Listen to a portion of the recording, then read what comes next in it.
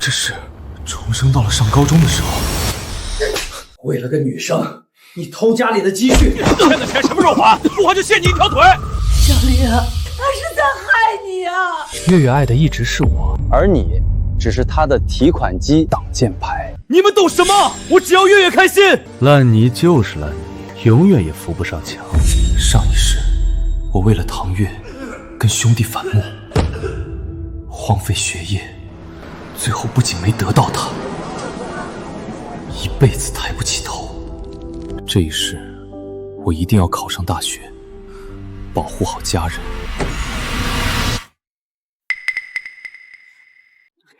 看，江林又要给唐月送钱了，真是个大冤种。人家唐月根本看不上他。重活一世，我还会再当这个。上一世被你们骗得家破人亡，这一世该你们还债了。江林，你烦不烦？我说过不用你的钱，别以为你爸是村长就能收买我。谁给你脸了？真当自己是金枝玉叶？我的钱给你还不如喂。江林，你什么意思？没想到一向对唐月百依百顺的江林会说出这种话。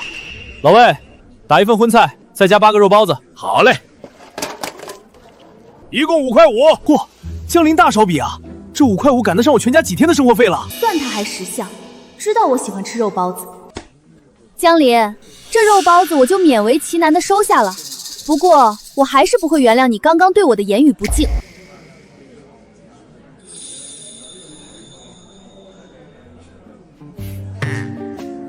想多了，从今天起，我的东西你一口都别想沾。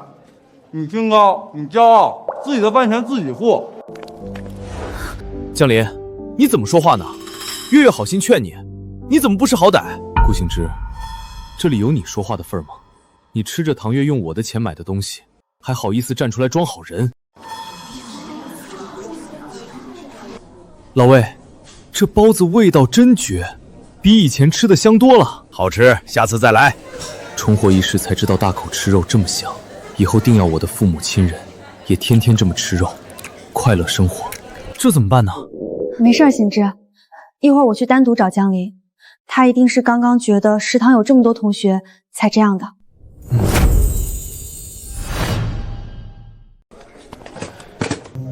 大林子，你今天吃错药了，居然敢这么对唐月，你不是最爱她了吗？以前是眼瞎，现在清醒了。那种又当又立的女人，谁爱伺候谁伺候，我不奉陪了。好兄弟，早就该这样了。唐月那女人明明花着你的钱，还到处说你坏话，真当你是冤大头。我不光要跟她断干净，还要好好上学，考大学，给我爸妈长脸。好，我支持你。来，尝尝，今天管够。真香！以后你要是真跟唐月断了，我能天天跟你一起吃饭。江林，我知道错了，以前是我太任性，不该冷落你。你能不能再给我一次机会？唐月，我们已经不可能了。我现在只想好好学习考大学，不想再谈儿女情长。江林，我是真心喜欢你的，你再原谅我一次好不好？真心喜欢？你喜欢的是我给你花钱，喜欢我对你百依百顺，喜欢我把你当公主捧着。我告诉你，我已经不是以前的江林了，你这套眼泪对我没用。江林，你怎么能这么绝情？我为了你拒绝了那么多追求我的人。是你自己选的路，怪不得别人。我还有事，先走了。上一世，我就是被这副模样骗了，一次次原谅他，最后被他害得家破人亡。这一世，我要为爱我的家人，为我自己，谋求康庄大道。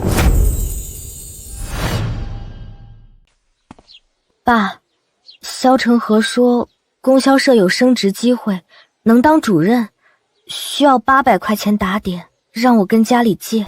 800块，这可不是小数目。大姐，不能借，这钱绝对不能给萧成河。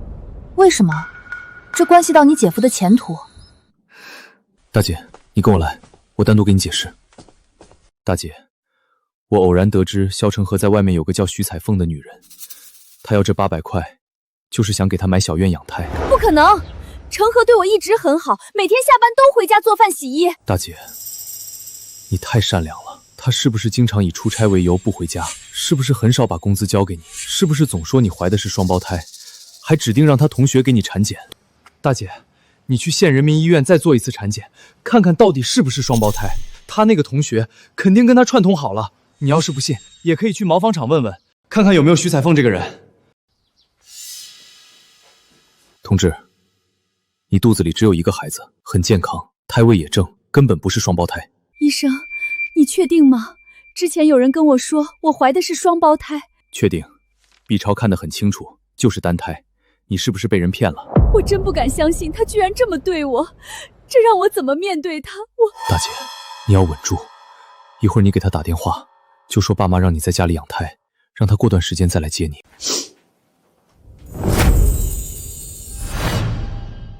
供销社下发了通知，要选拔新主任，我是候选人之一。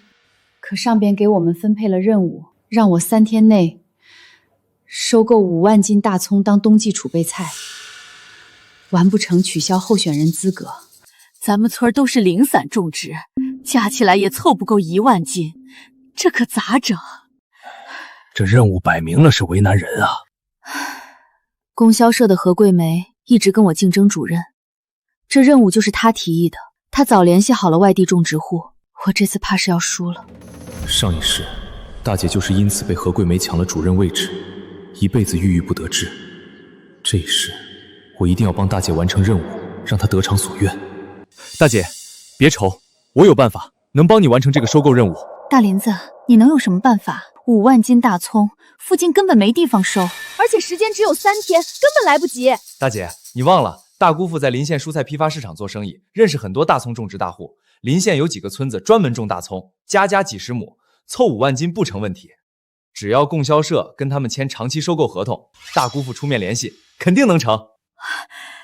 对啊，我怎么没想到？还是你脑子灵光。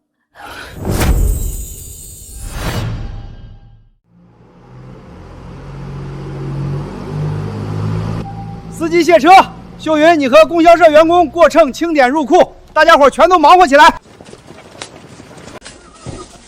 5.3万斤大葱全部顺利入库，超额完成收购任务。秀云，你太厉害了！我本来还担心你完不成任务，没想到你不仅完成了，还超额了，真是出乎我的意料。秀云，你这次表现非常出色，供销社主任的位置非你莫属。等过几天，县里就会正式下文任命，你好好准备一下。太好了，大姐终于能当上供销社主任了。上一世的遗憾，这一世终于弥补了。姐，你们这些年应该也攒下不少钱，你如今当上了供销社主任，萧成河这几天肯定来接你，你要趁机把钱拿回来，那是你们的共同财产，不能让他给狐狸精花了。秀云，我听说你在供销社立了大功，马上就要当主任了，我真为你高兴。一直麻烦爸妈照顾也不好，跟我回家吧。漂亮话别跟我说，我就问你，家里的钱哪儿去了？为何800元都拿不出来？若不是这次回娘家，我一直都不会细想。秀云，咱家钱不都在你那儿吗？你那存折我可从来没碰过。你别嬉皮笑脸的，我马上就要生了，你一个大男人，难不成让我自己掏钱生孩子？秀云，你这话咋说的？咱结婚这么多年，钱财上不一直是按约定来的吗？啥约定？我算过咱们的开销，8年下来也得有1.0来块存款。我今天翻存折，就剩几十块钱。萧成河，你跟我说实话，钱到底去哪儿了？你是不是真心跟我过日子？坏了，这婆娘平时不吭声，今天咋突然算这笔账了？她要是闹起来，影响我升职就完了。媳妇儿，你别哭啊，有话好好说。钱我都攒着呢，都是为了孩子，为了咱这个家，我能舍不得给你吗？既然攒着，那把你那存折给我吧，我算着差不多得有9600块，转到我存折上，我生孩子也放心。媳妇儿，存折我没带在身上啊，都放家里了，你这会儿要钱干啥？我再过阵子就生了，万一有个万一，连钱都拿不出来咋整？明天你必须把存折给我拿来。完了完了，我哪有9600块钱？大部分都给徐美凤了，这可咋交差？行，那我明天给你拿过来。今儿个天都晚了，你先休息。萧成河，我倒要看看你明天怎么拿出这存折。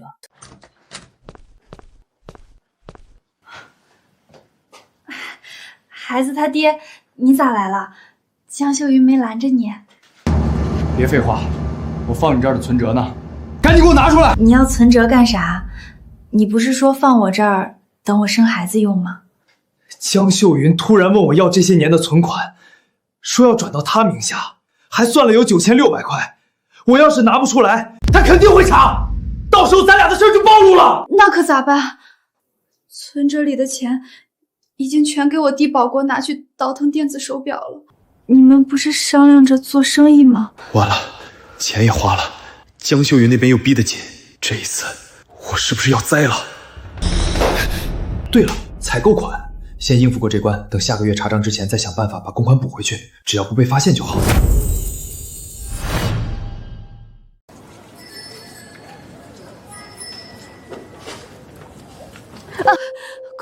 快送我去人民医院！不好，萧成河怎么来了？他肯定不会让我去人民医院的，这下麻烦了。秀云，你怎么样？是不是要生了？快，我送你去职工医院，那里有我老同学，接生有保障。小刘，快去县里中学找我弟弟江林，让他赶紧通知我爸妈到职工医院来，越快越好。小成河，我疼，我走不动，你扶着我。怎么会早产？还有半个多月才到预产期，徐美凤那边还没准备好，这可怎么调包？不行，必须赶紧送她去职工医院，提前通知徐美凤过来。秀云，再坚持一下，马上就到医院了。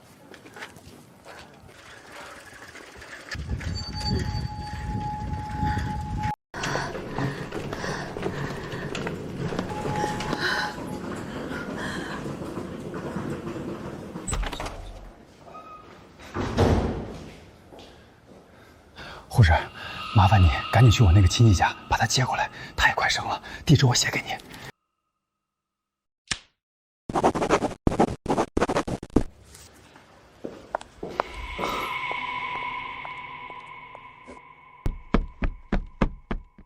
大林子，你咋来了？你不是要上学吗？快回去，你姐这里有我呢。姐夫，我姐生孩子这么大的事儿，我怎么能不来？谁是江秀云的家属？大夫，我亲人怎么样了？产妇现在胎位不正，情况很危急，必须马上剖腹产。我同意剖腹产，赶紧手术。我不同意。大林子，你说什么呢？你这是要害死你姐啊！我不同意。我姐前2天产检，胎位还正得很，怎么会突然不正？你是不是庸医？不能看就别耽误我姐，我要转院。小舅子，算我求你了，别闹了，再耽误下去，秀云和孩子就没命了。有什么责任我来担着。你担着？你拿什么担？这做弟弟的怎么还拦着姐夫，不给姐姐做手术？救命要紧啊！看看，这跪在地上的男人，也是可怜啊。男儿膝下有黄金，这也是被逼无奈了。老天爷啊！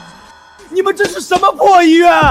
我姐前2天产检还好好的，胎位正得很，今天进来就说有生命危险，还要剖腹产，你们是不是想害我姐啊？院长呢？我要找院长讨说法。有话好好说，你别在医院撒泼啊！你这个庸医，是不是误诊？我姐要是有个3长2短，我要你的命！萧成河，你别拦着，今天这事儿必须给我一个说法。我姐要是有事儿，我连你一起闹。完了，怎么闹成这样？再闹下去，调包的事肯定要露馅，我的仕途也彻底完了。院长和李主任，产妇的安全我们肯定放在第一位。这位家属，我很理解你的心情。这样，你先冷静一下，我们一定会尽全力的。副院长是咱们医院最好的妇产科大夫，一定能保证产妇和孩子的安全，给你们一个满意的答复。恭喜，产妇顺利生产，是个女孩，母女平安。大夫，你是不是弄错了？怎么就生了一个？我姐在这里产检一直说是双胞胎，怎么就生了一个？你姐姐肚子里本来就只有一个女孩，家属同志，你误会了。误会？副院长，那我就想问问你，这位李主任都跟他说怀的是双胞胎，还说2个孩子都很健康，这到底是怎么回事？完了，彻底完了，被发现了，我的仕途，我的一切，全完了。大林子，真的是误会，李主任就是跟我开玩笑，说我喜欢双胞胎，你就别闹了，行不行？开玩笑，萧成河，你觉得我会信这种鬼话吗？我现在就报警，让公安来查一查，你们医院到底在搞什么鬼？小同志，你冷静一点，别报警，这件事我们医院会给你一个答复的。李主任，闹出这么大的医疗事故，我现在宣布你被医院开除了！我不服，这件事不是我的错。萧成河，你装什么哑巴？这件事是你求我的，我就收了你1000块钱，你却害我丢了工作。你胡说！李主任，你别冤枉好人，明明是你诊断错误，想推卸责任就诬陷我。明明就是你拜托我骗你媳妇儿，她怀的是双胞胎的。你是想把你养在外边的小3的孩子当成你媳妇儿的孩子，让你媳妇儿替你养。这位同志，我说的都是真的，你们可以去产房看看，那个女人现在就在里面。萧成河，你这个王八蛋！你居然这么对我姐，我今天非要打死你不可！院长，不好了，产房里做手术的产妇徐美凤大出血快不行了。萧成河，你急着去哪儿？是不是急着去看你那个养在外面的女人？大林子，你胡说什么呢？我想回去给你姐煮鸡汤，让她补补身子。你最好真的是……那是当然的。我先走了。萧成河，既然你不仁，就别怪我不义了。等徐美凤出了事儿，我看你怎么收场。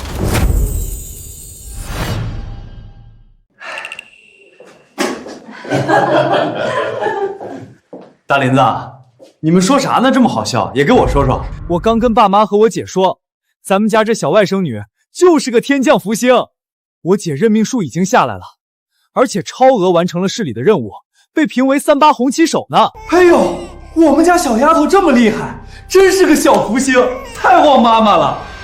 凭什么江秀云生的女儿健健康康，还给她带来好运，而我的儿子却病恹恹的？徐美凤还因为生产落下严重的病根。行了，你去忙吧，这有我们就行。出大事了！出大事了！怎么了？到底出什么事了？别慌，慢慢说。李主任抱着徐美凤的孩子上了医院顶楼，说要跳楼。李主任说了，必须见到你，要是见不到你，他就抱着孩子跳下去。这要是出了人命，我们医院就彻底完了。快快快，拖药把他拖上去！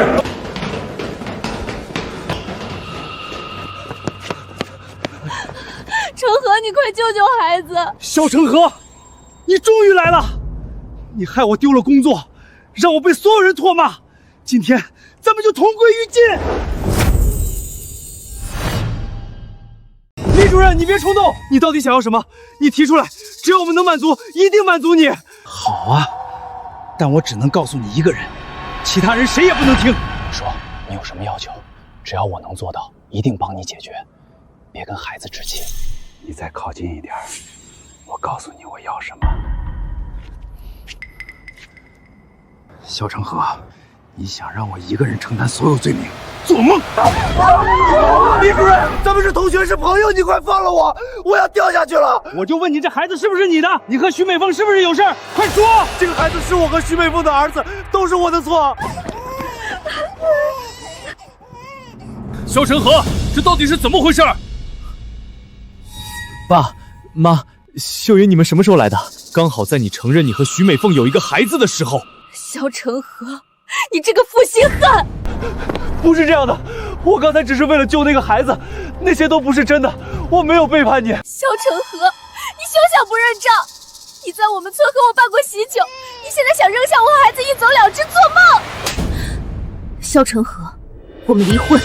秀云，我错了，我真的错了，我就是一时糊涂，我爸妈着急要孩子，我才会做傻事儿。我从来没想过要和你离婚，我是喜欢你的。肖成河，离我姐远一点儿！再敢凑到我姐跟前，我见你一次打你一次！李主任和徐美凤居然帮我把所有事情都揭开了。肖成河，你的好日子彻底到头了，我大姐也终于可以解脱了。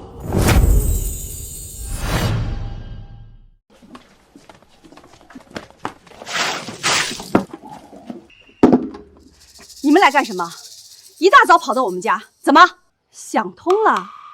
同意跟我闺女离婚了？要是同意，咱们现在就去办手续。妈，千错万错都是我的错，我不离婚，求求您让我见秀云一面，我跟她好好道歉，我以后再也不敢了。还想见我闺女？做梦！你自己干的那些龌龊事儿，你心里不清楚吗？你良心被狗吃了！亲家母，别生气。这混账东西犯了错，你打他骂他都行，可孩子是无辜的，咱们总不能眼睁睁看着这个家散了吧？亲家母，你们打也打了，骂也骂了，差不多就得了。你闺女8年没生孩子，我儿子一句怨言都没有，已经做得够仁至义尽了。盼了半天，还是丫头。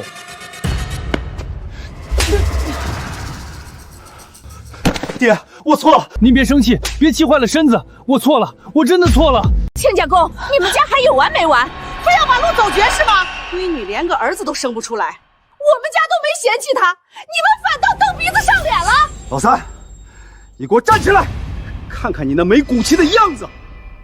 这日子不过了，我倒要看看他还能找到什么样的好人家。没错，你们说的对，话都说到这份上了，要离婚，咱们就当面锣对面鼓，把话说清楚，怎么离我奉陪到底。放心，我姐绝对不耽误你们家抱孙子，赶紧把手续办了，大家都清静。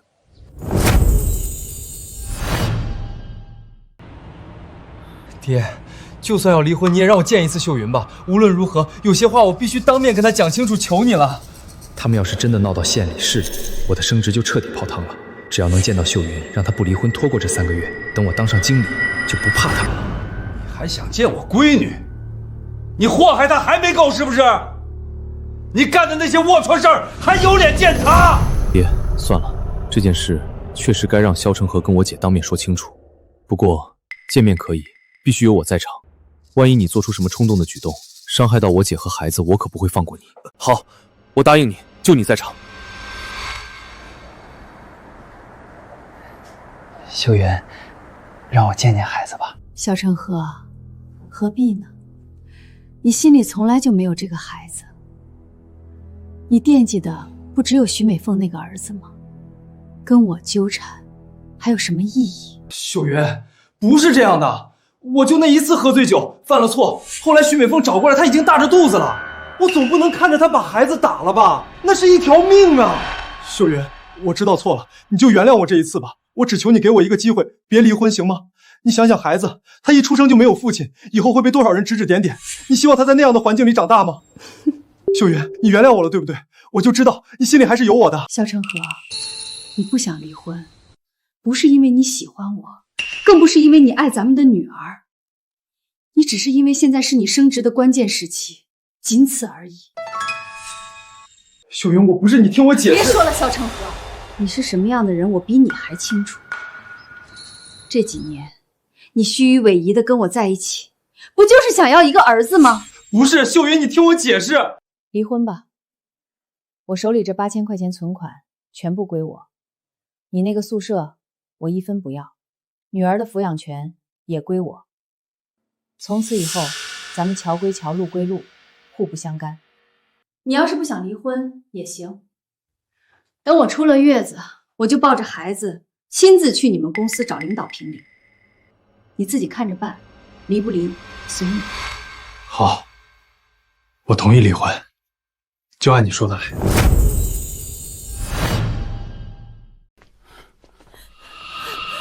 女婿，保国是我们家独苗，他涉嫌走私，要是坐了牢，我们老两口也活不成了。求求你，赶紧找人把他救出来吧！你们能不能小声点？这周围都是糖酒公司的职工，被人听到像什么话？美凤，到底怎么回事？保国怎么会涉嫌走私？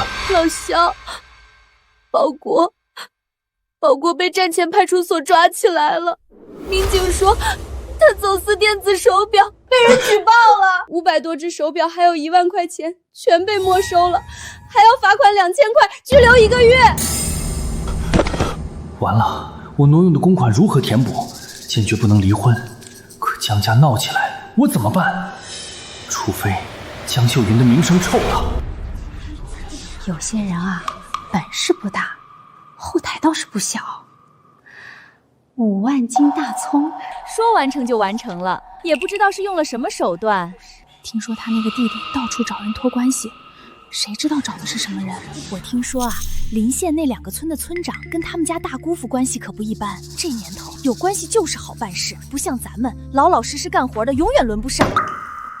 有什么话就直说，别藏着掖着。哎呀，江主任，我可没说什么，就是随便聊聊，您别往心里去啊。听说了吗？江家那个大闺女，哪个大闺女？就是当上供销社主任那个。可不是嘛，听说不是靠自己本事。咋回事？你从哪儿听说的？我表姐在县城供销社当临时工，她说里面都传遍了。江秀云能当上主任，是因为她弟弟找了人，走了后门儿。不能吧？江家那闺女看着挺本分的啊。本分能8年不生娃？现在倒好，一离婚就当上主任了。这时间点儿也太巧了吧？我听说还不止这些呢，有人说是江秀云靠不正当关系上位的。要不一个离了婚的女人，凭什么当主任？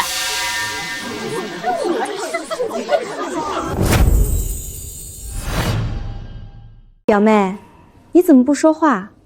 是不是觉得我做的过分了？表姐，我不是那个意思，只是这样传下去会不会出事？出事？我还怕出事儿？萧晨和那个王八蛋为了保住工作，跟我撇得干干净净。江秀云那个贱人抢了我男人，现在倒风光了，当上了主任。我徐彩凤不好过，他也别想好过。可是那些话是你让我传的，万一被查到……表妹，你怕什么？你又没直接说，就是跟供销社的人随便聊聊而已。再说了，你不是也恨江林吗？江林那个混蛋，说翻脸就翻脸，害得我在行之面前抬不起头。行之说的对，他就是个自私的人。表妹，你就帮我这一次，只要江秀云的名声臭了，她在供销社就待不下去，到时候萧晨和那个王八蛋没了指望，自然会回来找我。你帮我也是在帮你自己，让江林那个小子知道得罪咱们姐妹的下场。好，表姐，我帮你。大林子，我得到一个小道消息，你想不想知道？废什么话，有屁快放！最早传闲话的人是供销社的一个临时工，他说是一个年轻姑娘跟他说的。年轻姑娘长什么样？那临时工说，传话姑娘17、18岁，扎着2条辫子，穿着县中学的校服，说是你姐的邻居，知道内幕。县中学的校服，17、18岁，扎辫子，是唐月。唐月和徐彩凤是表姐妹，难道和徐彩凤有关？得找机会弄清楚。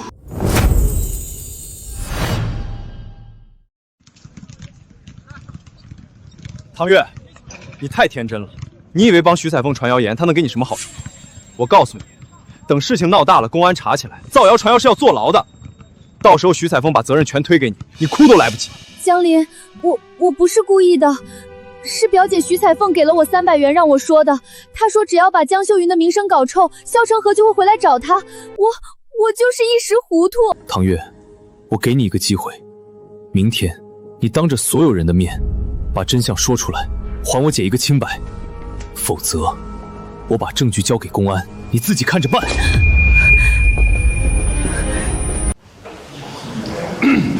今天把大家召集起来，是要说清楚一件事。最近社会上有些关于江秀云同志的传言，说她是靠不正当关系当上主任的。这些传言严重影响了江秀云同志的声誉，也影响了我们供销社的形象。唐月，你把真相说出来。是我表姐让我造谣江秀云的。她说，只要把江主任的名声搞臭，肖成河就会回来找他。怎么着？江秀云抢了我男人，还不许我说他两句？徐彩凤，我抢你男人，肖成河跟我结婚8年，你在外面跟他勾搭，还怀了孩子，到底是谁抢谁的男人？你闭嘴！要不是你拦着，成河早就跟我在一起了。你就是个不下蛋的母鸡，生不出儿子，凭什么霸着成河不放？徐彩凤，你说够了吗？这是肖成河挪用公款的证据，我已经交给县里的有关部门了。另外，你弟弟徐保国走私电子手表被抓的事儿，你不会不知道吧？徐彩凤，你现在的处境可不怎么样。肖成河自身难保，你弟弟还在拘留所，你自己带着个私生子，你不思悔改，还在这造谣生事，是想把自己也搭进去吗？你胡说！我姐在供销社10几年，兢兢业业，没做过一件亏心事。那些嚼舌根的，摸摸自己良心。江秀云同志的清白，我王某人可以担保。从今天起，谁再敢传这种谣言，我第一个不答应。情节严重的，直接开除。徐彩凤，我给你2条路。第一条，你现在当着所有人的面承认你是在造谣，还我姐一个清白。第二条，我拿着这些证据去公安局报案，告你诽谤，你自己选。表姐，你就说了吧，我不想坐牢。我错了，那些话都是我编的。江秀云没有走后门。大声点儿！我说，是我让唐月传的谣言，江秀云是清白的，是我冤枉了她。徐彩凤，我原谅你，但肖成和那种男人不值得你为他做这些事，你好自为之吧。唐月、徐彩凤，自食恶果不好受吧？你们也该尝尝被指指点点的日子了。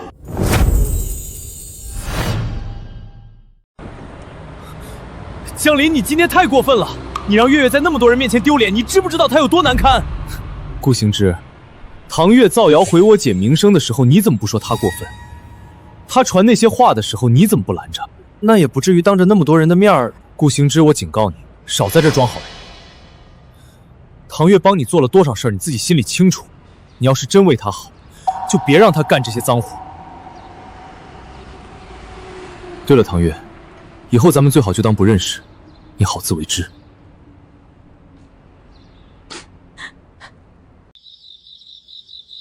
大林子，今天辛苦你了，多吃点儿。是呀，今天多亏小弟，大姐真的要好好谢谢你。姐，事儿解决了就好，一家人说什么谢不谢的。上辈子，大姐在供销社郁郁不得志一辈子，这辈子大姐当上了主任，大姐的命运能改变，那我必能改变其他人的命。爸，你还是得小心点儿，咱们家比不过肖家。他们家有干部，有工人，亲戚朋友也多，想找咱们麻烦易如反掌。你这个村长恐怕要保不住了。你这话是什么意思？他们还敢动我的位置？暂时不会有事儿，但爹，你村里的集体账目有亏空，这是他们最容易下手的地方。上辈子，肖家就是抓住爹账目不清的把柄，把爹送进了监狱，判了10年，娘哭瞎了眼。最后也早早走了。这辈子，我绝不会让悲剧重演。爹，求人不如求己，只要我们为村里做出巨大贡献，您身上有了功绩，肖家就算想动手，也得掂量掂量。你说的容易，功绩哪有那么好得的？爹，你可以带着咱们村搞养猪场啊！养猪？那可不行，家有万贯，带毛的不算。村里谁养猪没亏过？风险太大了。娘，别人不行我行，我有养猪的经验，能把风险降到最低。现在85年，肉票还没取消，只要咱们把养猪场办起来，不仅能让村民致富，爹你的功绩也上去了。咱们现在要2手准备，我去整理养猪的经验，写成册子，交给村民。爹，你负责稳住村里的局面，慢慢理顺账目，咱们分工合作。好，就照你说的办。太好了，这一世爹不会再被设计丢了村长的位置。不过，总感觉忘了什么事情。村长，村长，出大事了！快到村口田埂看看吧！走走走走。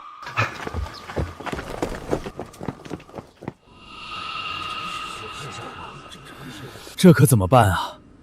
入夏到现在没下过一场透雨，河沟里的水都快干了，再没水浇地，今年的庄稼就全完了，1年的辛苦都白费了。隔壁村的人天天守在河沟边，咱们根本抢不到多少水。昨天2村人还差点打起来，这日子可怎么过呀？我已经去乡里反映了，可乡里也没辙，只能让咱们自己想办法找水。再这么下去，村里的庄稼绝收拾小，怕是要出大事啊！哎呀，重生回来，差点把旱情这件事忘记了。上一世就是这次旱情，村里为了抢水和隔壁村大打出手，李大叔被打断腿，王老爷住进医院，再之后就是爹被萧家设计丢了村长的职位，村民们更是苦不堪言。爹，各位叔伯，我知道哪里可能有水源。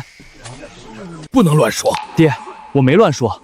我小时候跟着村里的老爷爷去后山放牛，记得后山废弃的老窑厂附近有一处地下水脉，老爷爷说过那里的水特别旺，我们去那里挖井，肯定能挖出水源。我信大林子，我跟他一起去。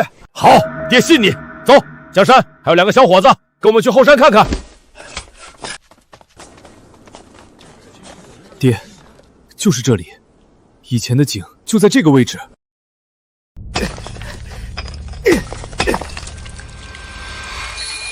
出水了，真的出水了！大林子，出水了！大林子，你真是咱们村的福星，有了这水源，咱们村的庄稼就有救了！太好了，太好了！爹，这都是大家一起努力的结果。现在只是挖出了泉水，我们得把井挖好，再修一条水渠，把水引到村里的田地里，这样才能真正解决灌溉的问题。说得对，我现在就回村，召集全村人来后山帮忙挖井修渠，争取早日把水引到田里。还好，上一世穷困潦倒，来这山上找吃的，发现了泉水。既然重生占了先机，我就要活出不一样人生。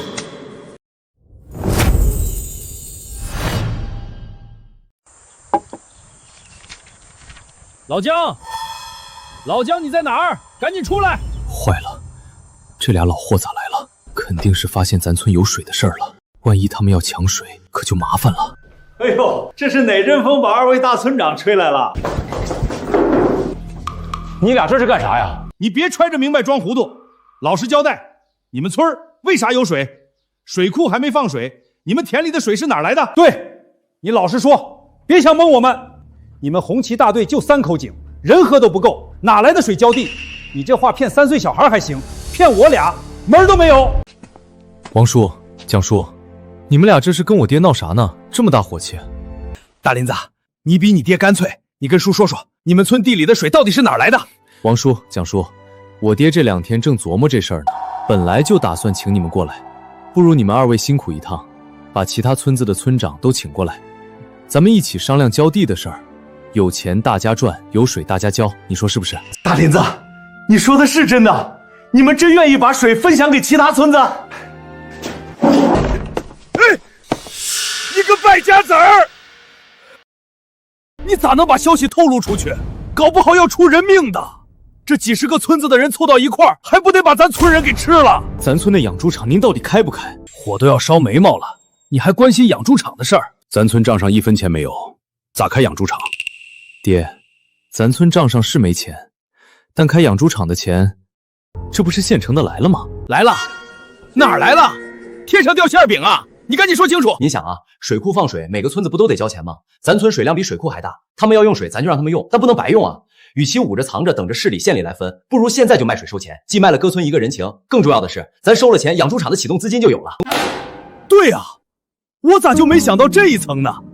还是我儿子有眼光。多读书就是不一样，哼！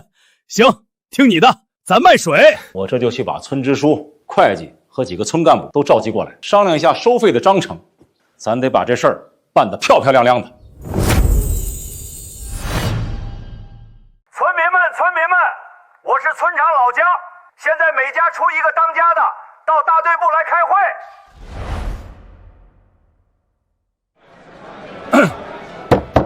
了，都安静点。别东家长西家短的，今天咱说点正经事儿，关乎咱村所有人的好日子。浇地的事儿解决了，但咱村还有个大问题，那就是穷。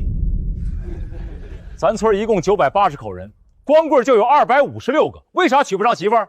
还不是因为咱村穷。村长，您要是能给咱解决媳妇儿的问题，您让咱干啥都行。难不成村长要给咱送256个媳妇儿？那可就太感谢您了。别贫嘴，听我说正事儿。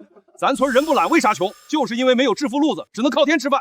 现在我有个致富的好主意，老姜，别卖关子了，快说。咱村可以开集体养猪场，用卖水挣来的钱当启动资金。这养猪场是咱全村人的，挣了钱大家一起分。大家都知道养猪费粮食，但咱村一没钱，二没养猪能手，万一闹猪瘟，那卖水的钱不就打水漂了？养猪风险太大了，万一赔了，咱村可就更穷了。对，开养猪场我不同意。安静！今天叫大家来，就只是征求大家的意见。同意的，每家每户按年底分的钱入股，将来一起分红；不同意的，到会计那儿登记，以后养猪场挣了钱也不分给你家。村长，你不会给我们穿小鞋吧？是啊，村长，要是我们不同意，是不是就不用掏这份钱？集体账上的卖水的钱，是不是能直接发给我们？没错，你们要不同意入股，年根底下账面上村里该给你们分多少钱，一分都不少。大家伙还考虑什么？大家年底有卖水钱，这要投资养猪场，可就什么都没有了。那俺不同意，俺可不想把辛苦钱打水漂，还不如留着给娃买口吃的。俺家也不同意，那钱好歹能给俺闺女车2尺花布，做件新衣裳，养啥猪啊？行了，都别吵了，我给大家3天时间，回去好好商量，同意也好，不同意也罢，3天后都来大队部找会计登记签字，一个都不能少。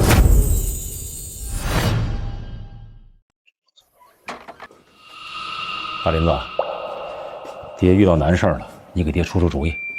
是不是养猪场的事出问题了？是资金不够，还是村民们都不同意？你咋知道？没错，村民们95%都不同意，能动用的就120块钱，连猪圈都建不起来，这养猪场怕是要黄了。爹，既然村民们不同意，咱就改个路子，这养猪场咱自家建。啥？咱自家建？你开啥玩笑？全村一起建还怕担风险？咱家哪有那么多钱？再说我也不懂养猪啊。爹，我这是为您着想。咱用集体的钱建，到时候赔了您落埋怨，咱自家建，挣了钱，村民们自然会跟风。就算赔了，你也不用被人戳脊梁骨。至于养猪技术，您放心，交给我。你一个毛头小子，连猪都没碰过，万一赔了，咱家就得倾家荡产。你这孩子还在坐月子呢，咋下地走动？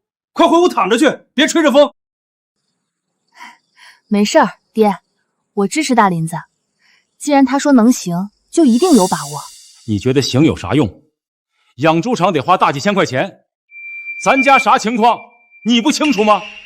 爹，我有钱，离婚的时候我拿到了8000块钱，这笔钱用来开养猪场。胡说八道啥？这是你们以后的保障，万一赔了，你和孩子吃啥穿啥。爹，我还有工作，1个月能拿70-80块钱，养活我和孩子没问题。再说这8000块钱本来就是大林子提醒我才拿到的，给他用，我心里踏实。姐，谢谢你，我不会辜负你的信任。这养猪场我一定能做好。爹，这钱我不白拿我姐的，我给我姐打借条，要是赔了，就算我借我姐的，以后我挣钱了，连本带利还她。行了，大林子不是那种不懂事的孩子，秀云也有自己的主意，咱就别添乱了。姐，不行，这钱必须算你入股，我用技术入股，你用资金入股，年底挣了钱，咱俩对半分。这样我心里才踏实。你这孩子咋这么较真儿？行，听你的，入股就入股吧，姐啥都听你的。姐，你放心吧，我最近的学习成绩可谓是突飞猛进，绝对能考个大学回来给咱家添光。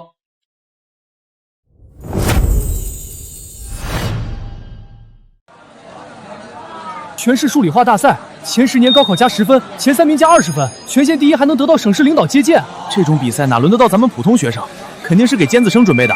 大林子，你不说要考大学吗？这可是个好机会啊！就凭你，江林，你上学期期末成绩排全班第37名，数理化加起来不到100分，你拿什么参赛？顾行之那是学校第1，江林算什么？算陪跑呗。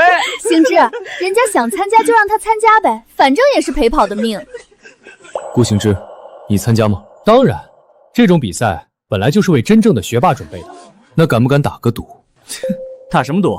就赌这次数理化大赛谁能拿到全县第一。如果我赢了，你赢？做梦呢！如果我赢了，你付我大学4年的学费；如果你赢了，我付你的，敢不敢？行之，别跟他赌，他疯了你也跟着疯。好，我跟你赌。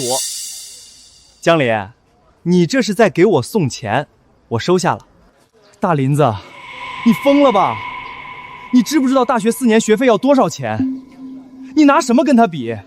顾行之可是全校第一。那就这么定了，在场的同学都是见证，谁反悔谁是孙子。不自量力。行之，你真的要跟他赌？万一……没有万一，你是不相信我？我当然是相信你的，只是江林这个人最近变得很奇怪。再奇怪也是烂泥，等着收钱吧。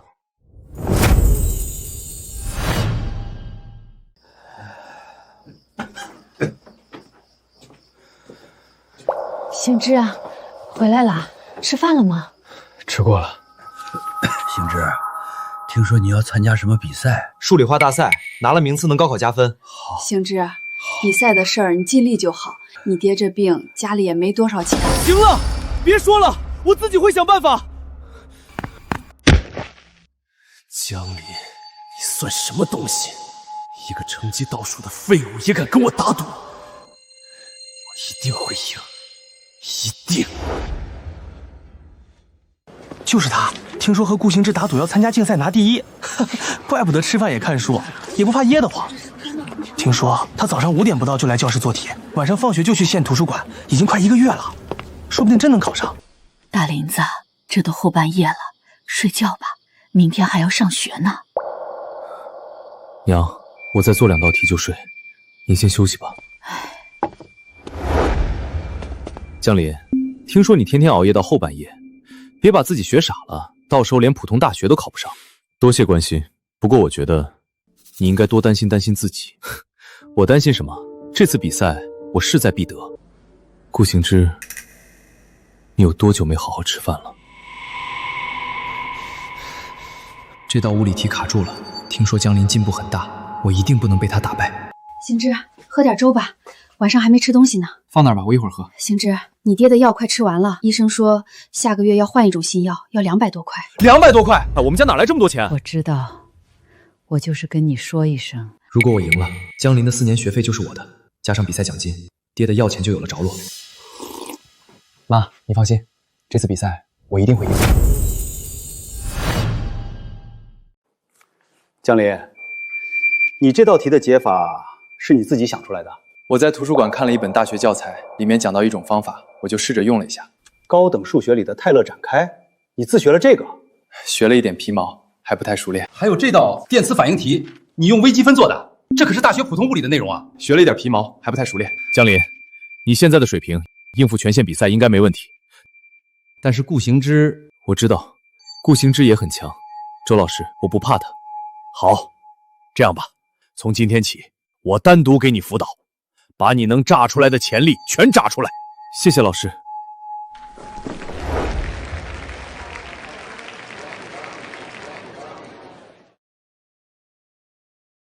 各位同学，本次全县数理化大赛的成绩已经出来了，下面宣布前10名名单。第10名2中李航阳，总分231分；第9名1中王海燕，总分238分；第3名1中孙明，总分271分。还没有念到我的名字，也没有念到江林的。第2名1中顾行之，总分289分。完了，第2名，这意味着江林。第1名1中江林，总分298分，数学、物理双满分，化学扣了2分。大林子，你太牛了！2科满分，这是天才啊！你真是的。顾行之，承让。你是怎么做到的？我说过，我已经不是以前的江林了。顾行之，别忘了我们的赌约。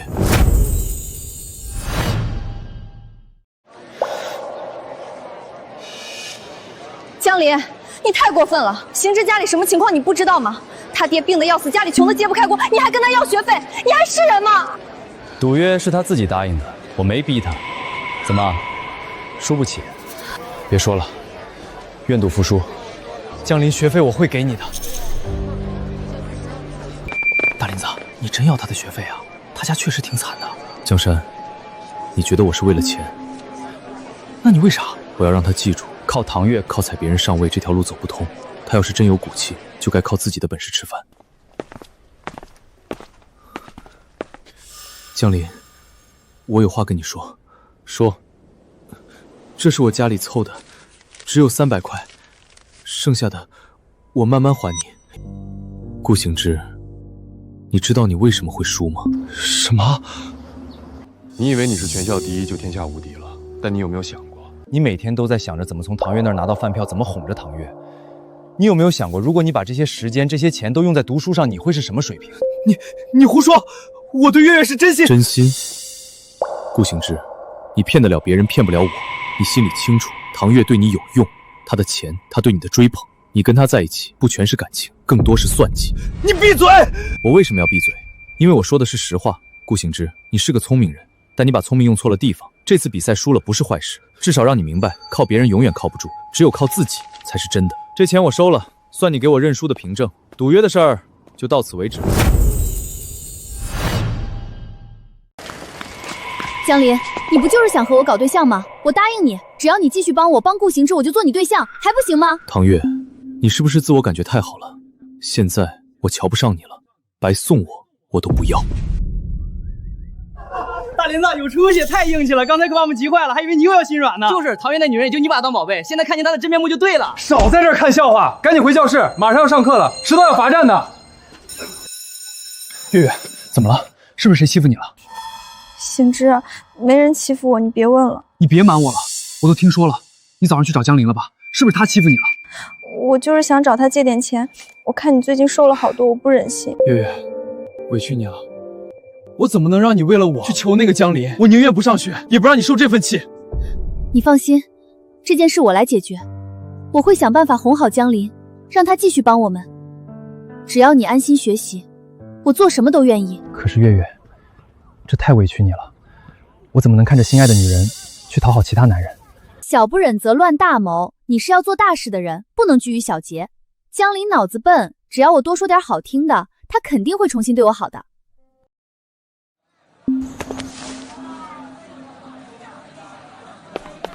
大林子，你刚才怎么不让我冲出去？那对狗男女居然拿你当大冤种，太不是东西了！你现在冲出去，他们死不承认，我们没有任何证据，空口白话，谁会信？那也不能就这么放过他们啊！跳梁小丑而已，不用搭理他们。我急着找我二姐夫，先走了。唐月、顾行之，我本不想搭理你们，你们最好别来招惹我。这辈子我只想家人平安喜乐。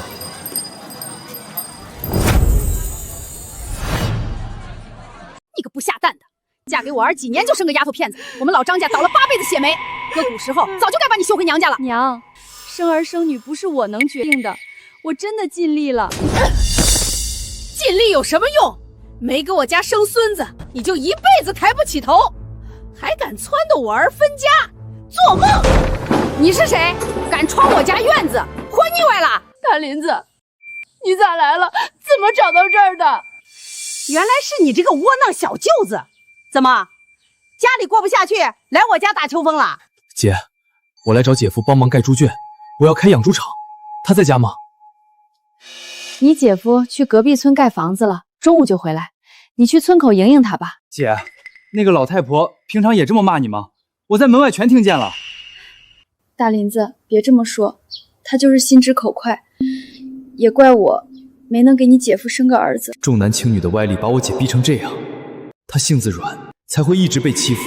这一次，我必须让她挺直腰杆。姐，你给我记住，生儿生女是男人的事儿，跟你半毛钱关系没有。你不用觉得理亏，更不用受他的气。你进屋好好照顾妞妞，我去村口找姐夫。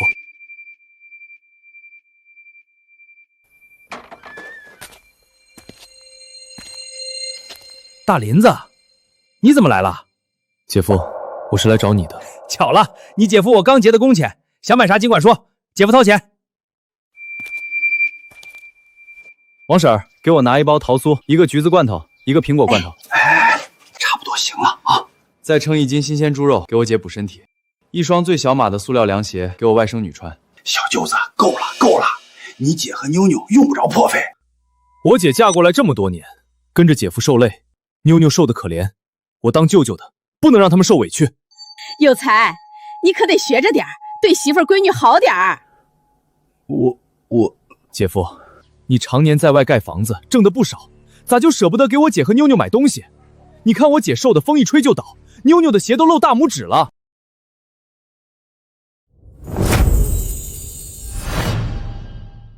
敢藏私，这腊肉是我的。你嫁进张家，啥东西都是张家的。你敢打我姐？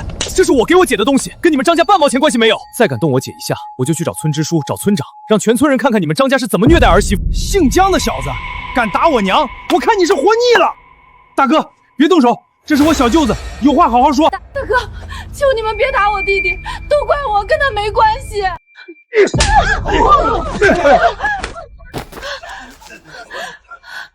忍无可忍，无需再忍。上辈子的功夫，今天正好派上用场。臭小子，你居然敢打我！你给我等着！老大，我他妈砍死你！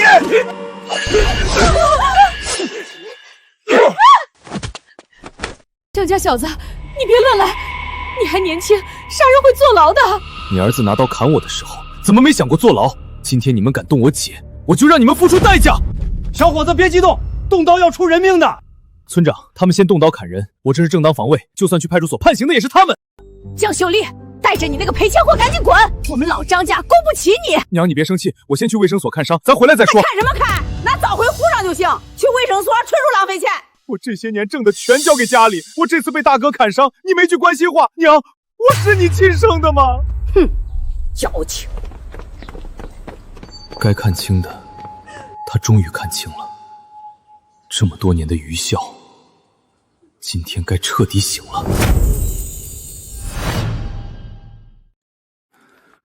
姐夫，我不是挑拨你们母子关系，你是家里唯一能挣钱的手艺人，你娘却这么对你，你还看不清吗？家里吃包子，最后一个娘家给大哥，过年买新衣服，只有大哥家孩子有，妞妞连块布都没有。我每次回家，娘只问挣了多少钱，从来不问我累不累。你现在能挣钱，他都这样对你，要是有一天你不能挣钱了，张家会怎么对我姐和妞妞？他们会把你们扫地出门。我有个同学的爹，跟你一样，最后摔成摊子，被家里人扔出去，妻儿流落街头要饭吃。伤口很深，要缝10几针，没有麻药，你得忍着点儿。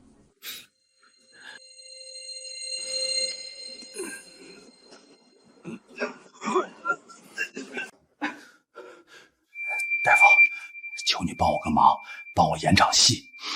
就说我手筋断了，要去市里做手术，得花好几百块钱，不然就得截肢。杨秀，俺重回为神呐。什么？行，我帮你。谢谢娘，大哥，这是你们逼我的，从今往后，我只为我的小家活。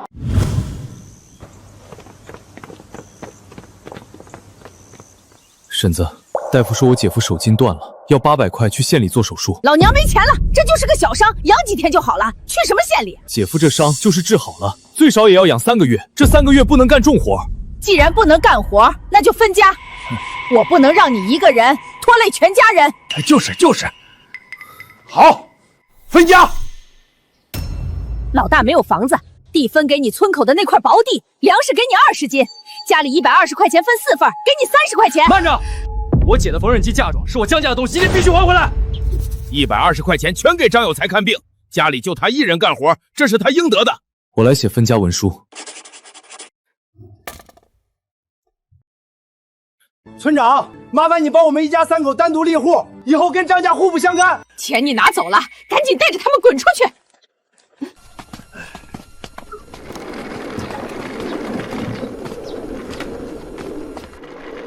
这一世，二姐再也不会被吸血的张家拖累死，再也没人能欺负你们。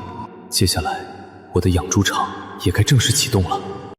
二姐，先把妞妞送回爸妈家，下午我们进城去探望姑姑一家。好端端的进城干嘛？又不是节假日走亲戚。自然是有事，而且是天大的好事。这肥水自然是要紧着家里人流。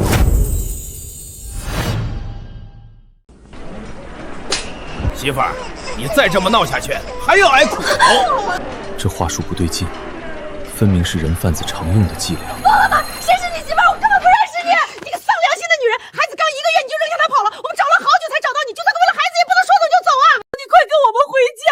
他们是骗子！让大伙见笑了，我带孩子娘回家了。救命！我不认识他们，他们是人贩子！大林子，咱别管闲事儿，城里不比村里。是啊，别掺和人家的家事，免得里外不是人。同志，你让让，我带我媳妇儿回家。你说她是你媳妇儿，她却说不认识你，这事儿总得弄清楚，别冤枉了好人，也别放跑了坏人。同志，你是好心，可这真是我们家的事儿，孩子都饿哭了。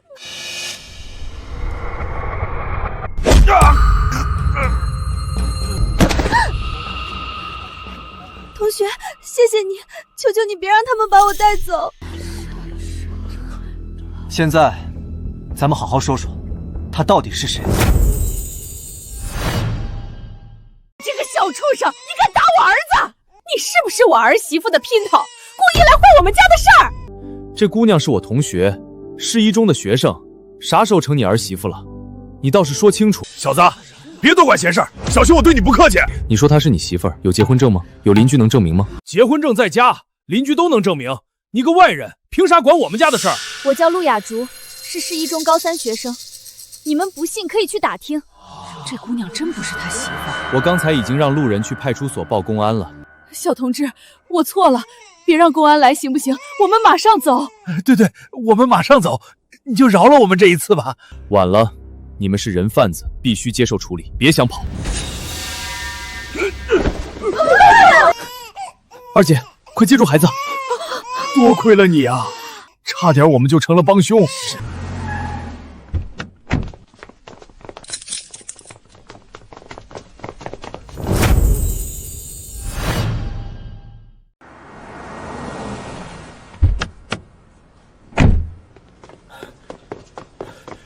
小江同志，今天真是太谢谢你了。要是没有你，我们家雅竹真出了事，我们2口子哭都没地方哭去。多亏了你，这年头人贩子太猖狂，我们真是太感激你了。伯父伯母，你们别客气，好在没发生悲剧。听说你们是来串亲戚的，这么晚肯定没地方落脚，我先安排你们住在招待所，好好休息一晚。伯父伯母，不用麻烦你们了。小江，你别客气，就算要去你姑姑家，也得先安顿好。真的不用了，时间不早了，小陆同志受了惊吓，你们还是赶紧带他回家休息吧。人家都这么坚决拒绝了，你还凑上去干啥？咱们闺女都吓坏了，赶紧带她回家。这年轻人真是难得，不求回报，品德太高尚了。不管怎么样，我一定要报答他，我一定能找到他的地址。来了，谁呀？姑父，我是大林子江林，这是我姐江秀丽，我姐夫张有才，我们是来城里串亲戚，特意来看您和二姑的。文平，文平，快出来！大林子他们来了。大林子，秀丽，有才，我的好孩子，你们咋来了？咋不提前说一声？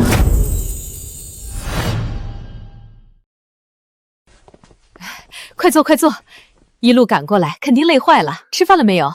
二姑，我们吃过了，正好到城里办事，顺道来看看您和姑父。你别听他们的，这都9点多了，哪能吃过饭？你去厨房弄点吃的，现成的挂面、鸡蛋就行，别让孩子们饿着。姑，您这手艺也太绝了，比我妈做的还好吃。你个臭小子，嘴真甜，跟抹了蜜似的。大林子，你们这次来肯定不光是串亲戚吧？姑，您猜对了，我确实有事想求姑父帮忙。你看我就说吧，人家大林子是来找你的。啥事儿？能帮上忙，姑父肯定帮，可别是来求我找工作的。姑父您放心，不是找工作，家里想办养猪场，我听说现在有种大白猪，想引进一些种猪回去。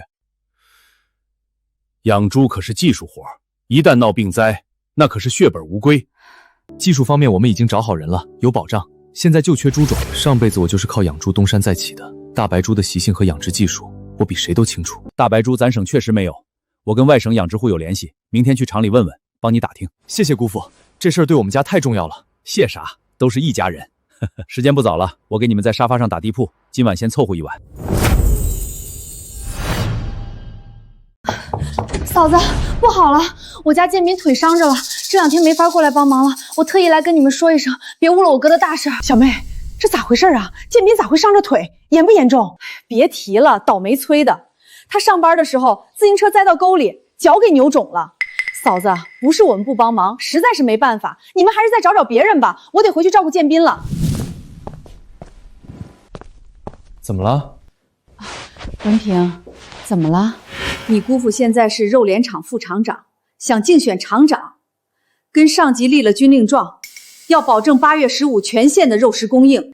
建斌是他找来帮忙的，现在受伤了，估计是河西村那个养猪大户冯大河捣的鬼。他跟徐主任关系好，那个徐主任是你姑父的竞争对手，这事儿要出岔子啊！我明白了，是徐主任故意让冯大河给姑父添堵的，对不对？是。更要命的是，今天市里的领导还要去养殖户那里慰问参观。二姑，别慌，我会杀猪，你找个人送我去河西村，我去帮姑父顶班，先应付过今天这个场面。林子，杀猪可不是闹着玩的，万一出点事儿可咋整？再说，你这啥时候会杀猪的？我们咋不知道？二姑，姐夫，我没胡闹，我是真的会杀猪。现在没时间解释了，快先把我送过去。行，死马当活马医，姑骑自行车送你过去。你到了那里别逞强，实在不行就让你姑父先糊弄过去。姑，放心吧，我肯定能行。刘副厂长，这都8点了，你们咋还不开始收猪？我这80头猪都准备好了，再拖下去，天黑都杀不完，我可耽误不起。老冯，实在对不住，再等20分钟，我们的杀猪师傅马上就到，绝不耽误你事儿。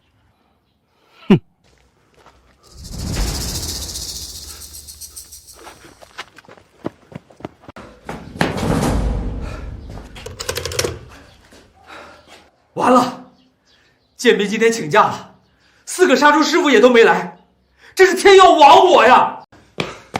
刘副厂长，不好了，市里的领导来了，还有卫生局、畜牧局、保供局的陪着领导来的，还有咱们厂的徐主任。徐富贵这个小人，居然带着领导来拆我的台，这是故意让我出丑，断我竞选厂长的路。走，快回去。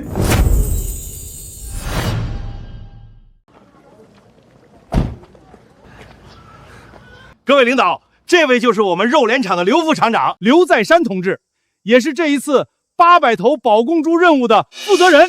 刘副厂长，你可算回来了。各位领导特意过来视察保供工作。各位领导好，欢迎各位领导来视察指导。我也是刚到没多久，正要准备收猪。刘副厂长，我早就听说你年轻有为，敢立军令状揽下800头保供任务。既然准备好了，那就开始吧，我们也见识见识，也好放心。领导，这收猪杀猪的场面太血腥，还难闻，免得熏着各位领导。要不我让徐主任带各位领导去村里逛逛，再去其他养猪场看看。无妨无妨，我们都是泥腿子出身，村里杀猪谁没见过？有啥血腥的？是啊，刘副厂长，领导都这么说了，你就别推辞了，赶紧让杀猪师傅开始吧，别让领导们等急了。刘在山，我把小江给你送来了。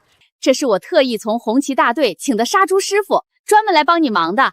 这位小江同志，别看年纪小，可是杀猪的老手了。刘副厂长，我是这一次来帮忙的杀猪师傅江林，听说咱们这儿是计件收费，辛苦您多关照。各位领导，实在对不住，我们厂的几位杀猪师傅临时生病，这位江林同志是我们临时抢来的杀猪师傅，一时半会儿派不出人来，手艺很好。各位领导好，我是临时工杀猪师傅江林。小江同志，看着你挺年轻啊，这么年轻就能当杀猪师傅，倒是有胆量有本事。各位领导放心，别看我年纪轻，我可是有秘方的。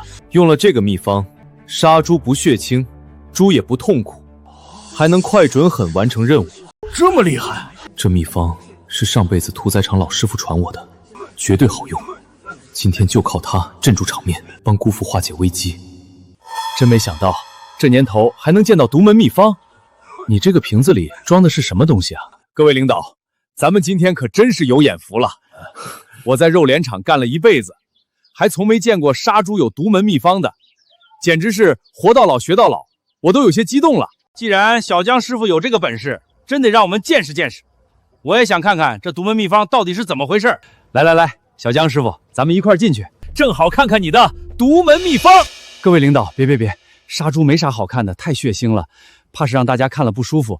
要不然大家还是参观养猪场的其他建设吧。刘副厂长，你就别藏着掖着了，你手里有这么宝贵的人才，咋不早告诉大家呢？我在肉联厂干了一辈子，都不知道你还有这本事，嘴可真严啊！徐富贵这个小人，故意把我架在火上烤。江林这孩子，千万别逞强啊！各位领导想看，那行，大家跟我来吧。小江师傅，您可以开始了，我们都等着见识您的独门秘方呢。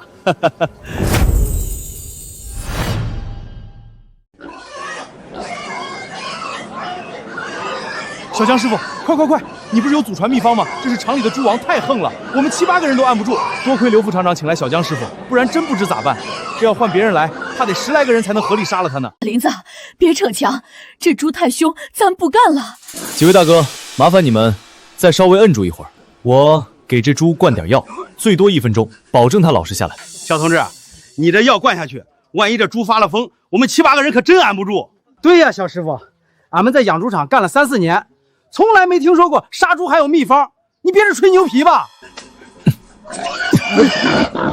好了，各位大哥，这猪你们不用摁着了，扔回猪圈就行。我保证，不出3分钟，这猪就会倒，到时候直接抬到板子上就行。哎呀，小同志，我在肉联厂干了一辈子，还从没见过能这么轻松杀猪的。你要是真有这本事，就算是聘请你到咱们肉联厂来杀猪，也未尝不可。说不准小伙子你还能端上咱们的铁饭碗呢。徐主任，您这铁饭碗我还真端不了。我现在还是高3学生，我爹还等着我考上大学，给老姜家争口气呢。不过，我们家准备开养猪场，如果我这杀猪的手段你们还看得上，干脆咱们肉联厂和我们养猪场签订购销合同呗，也算是给我们家养猪场找个销路。姑父为人正直，我跟他说这事儿，他肯定会因为顾虑亲戚关系而拒绝，不如当着这么多领导的面说，尤其是徐富贵在场，就算他不乐意，有领导作证，这事儿也更容易成。各位领导，你们瞅瞅现在的年轻人，还真是不一般。猪还没杀，就已经开始提合同，给自己家养猪场打开销路，这胃口可真不小啊！年轻人，性子别这么急嘛，秘方灵不灵尚且未知。这样，若3分钟内猪真倒了，我保供局签1年200头大白猪购销合同，市场价收购。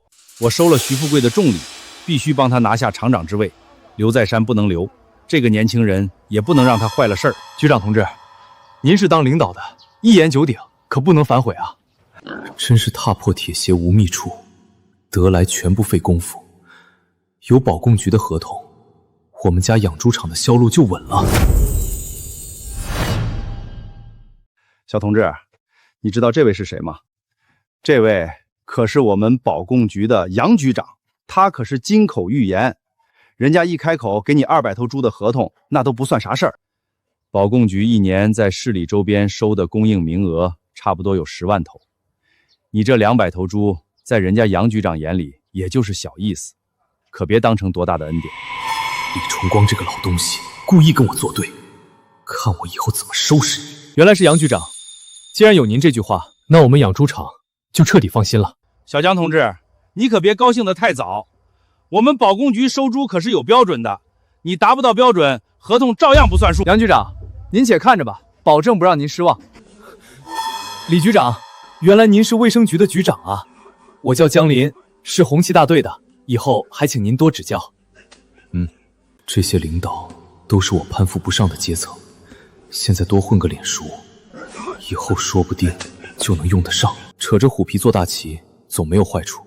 你放心，只要你这祖传秘方真的管用，不就是200头猪吗？哪怕杨局长不给你合同，我老李在这里拍胸脯保证，给你200头猪的订单，只要你吃得下，400头都没问题，保准让你们家养猪场富得流油。小江同志，只要你今天秘方管用，我们防疫局也可以给你解决200头生猪的订单。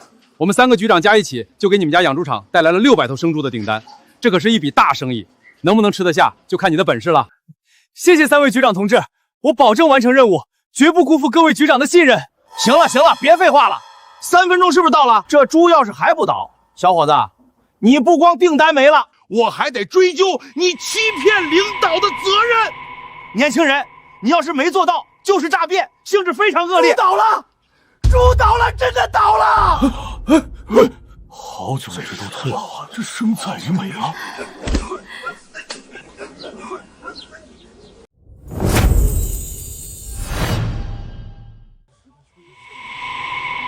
小江同志，你这是做什么？你用麻醉药物把猪药倒，你知不知道杀猪是不能用麻醉药的？你这是投机取巧，违规操作。是啊，杀猪哪能用麻醉药啊？纯属瞎胡闹。就是用了麻醉药，猪血排不干净，猪肉颜色暗沉，根本卖不上价。也许你年轻不懂规矩，我跟你说清楚，不管是兽医处方还是屠宰行业规定，动物用麻醉药都有严格控制，屠宰场更是严禁使用。一方面是药物残留会危害人体健康，另一方面用了麻醉药的牲畜宰割后肉质会变差，口感和新鲜度都不行。小同志，你要是不懂这些要求，我们可以原谅你，算不上诈骗，但这种行为绝对不能提倡，以后可不能再这么做了。李局长，你可不能这么纵容他。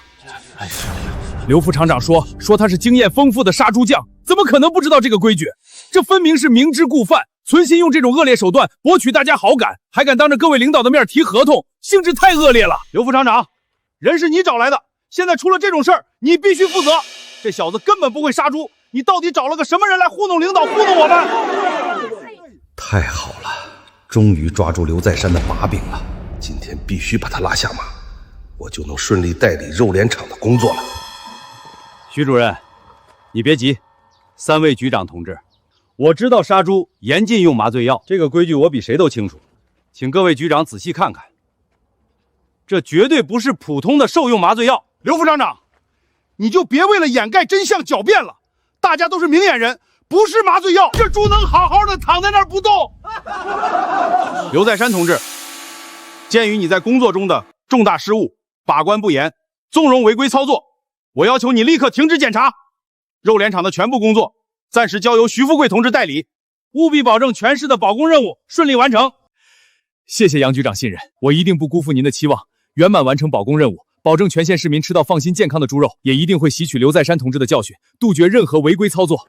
杨局长，刘在山同志，你不需要再做任何解释，你做的这件事儿已经严重触犯了底线，完全不顾老百姓的生命安全，你对得起你这个副厂长的职务吗？什么都别说了，回去写检查，等候进一步处理。杨局长，麻烦您处罚刘副厂长之前，先听我说一句，毕竟我才是这件事的当事人，所有责任都该我来承担，和刘副厂长无关。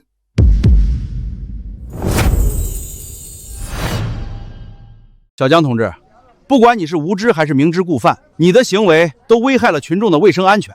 李局长，这件事儿涉及卫生安全，应该交由你们卫生局来处理吧？这可是你的职权范围。小江同志，你刚才想说什么？记住，你现在说的每一句话都关系到我们卫生部门对你的处罚。如果你真的滥用麻醉药物，后果很严重，不仅要承担全部责任，甚至有可能坐牢。我说再多解释，你们也会觉得我是狡辩。不如我用事实证明。一个毛头小子而已，也敢在我面前插话，正好一起处置，省得以后再找麻烦。我这个祖传秘方，虽然对猪有一定的麻醉效果，但绝对不是麻醉剂，也没有任何药物残留，是纯中草药提炼的配方。最重要的是，这个秘方不会阻止猪的血液流动。冯老板，麻烦叫你的工人过来帮忙，把这头猪抬到条凳上，我现场杀猪，让大家亲眼看看出血速度有没有明显减缓。是骡子是马，拉出来溜溜，好不好？小年轻，你就别狡辩了。三位局长都认定你用了非法药物。冯老板，在没有确凿证据之前，希望你的工人配合。我们要看这头猪宰杀后的现场结果。就像小同志说的，是骡子是马，拉出来溜溜。我们身为干部，做事要讲事实依据，不能凭嘴一说就定人罪，哪怕是我们，也不能信口开河。这有啥难的？他们今天收猪，防疫人员肯定就在附近，直接把人找过来，现场检验肉质不就行了？行，检疫工作本来就是你们卫生局和防疫局的职责，就让防疫站的同志过来现场检验。要是真有药物残留，绝不轻饶。好，我这就去把防疫站的同志请过来。慢着，李局长，鉴于咱们目前都和这件事有牵连，我建议从县里面重新调防疫人员过来，这样才能保证公平公正，免得将来有人说防疫站的同志和冯老板熟悉，存在包庇或者污蔑的行为，到时候反而说不清楚。对，小江说的没错，我也正有此意。何局长，你给县里打个电话，我记得县畜牧防疫部门新调过来2位同志，就让他们过来，免得冤枉了年轻人。哎，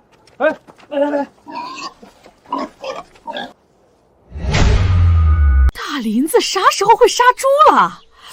这手法也太熟练了，比肉联厂的老师傅还厉害。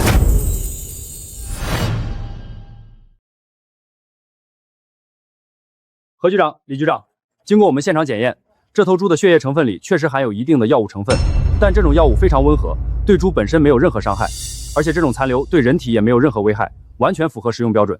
江林同志，没想到你这个祖传秘方真这么厉害，果然咱们国家的文化博大精深，有些祖传秘方比咱们想象中还要管用。小江同志，要是你没有及时站出来证明自己的清白，我们不光要冤枉你，还要冤枉肉联厂的刘副厂长。这要是让尽心尽力工作的同志寒心，那才是真的失职啊！杨耀祖，你想打压刘在山找我麻烦，没那么容易。今天这脸，我看你怎么圆！检疫站的同志，你们确定检验没错？既然有药物成分，怎么能确定对人体无害？光凭你们这10几分钟的检验就能下结论？希望你们认真对待工作，别因为2位局长在这里，就故意做出偏颇的结论。杨局长，我们可以负责任地说，我们检测出的药物是纯中草药成分，对牲畜没有任何毒害，对人体也没有任何危害。别的我们不敢保证，但这一次的检疫结果，我们2人可以全权担保。杨局长，要是您对这次的检疫结果有异议，可以立刻找其他单位的检疫人员来重新检验，出了任何问题，我们都负全责，绝不推诿。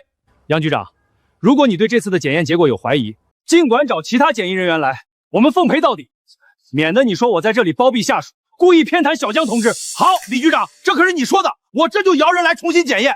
我倒要看看这所谓的无危害中草药，到底是不是你用来糊弄人的幌子。大林子，你这药真的没问题吧？这么多检疫人员，还有这么多记者，万一出点意外，咱们可就全完了。姑姑、姑父，你们放心，我是自家人，怎么可能害你们？这秘方我心里有数，经得住任何检验，不会出任何问题的。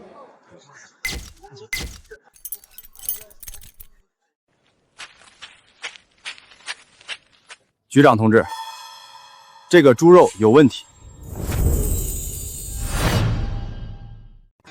李局长、何局长，你们都听到了吧？这6位检疫同志都说猪肉有问题。完了，真的出问题了！江林这小子居然真的糊弄我！李局长，我早就说过，什么祖传秘方根本就是幌子，多亏我才没造成大祸。具体是什么问题？确定结果准确吗？何局长，我们6个人分组检验，结论一致，绝对没有差错。李局长，你和杨局长是不是真的有私人恩怨，才故意做出这种违规操作？这些猪肉里的药物残留对人民群众的身体会有什么样的伤害？发生这种问题，你们准备怎么处理？给老百姓一个交代。